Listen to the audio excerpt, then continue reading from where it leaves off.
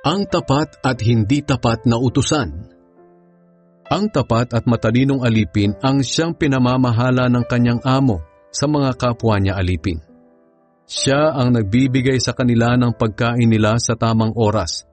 Mapalad ang aliping iyon kapag nadatnan siya ng amo niya na gumagawa ng kanyang tungkulin.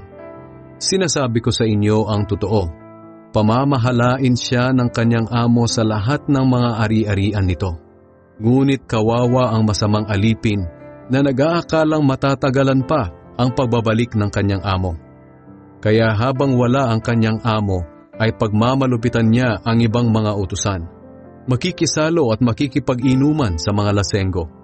Darating ang kanyang amo sa araw o oras na hindi niya inaasahan at parurusahan siya ng matindi. Isasama siya sa mga mapagkunwari at doon ay iiyak siya at magngangalit ang kanyang ngipin.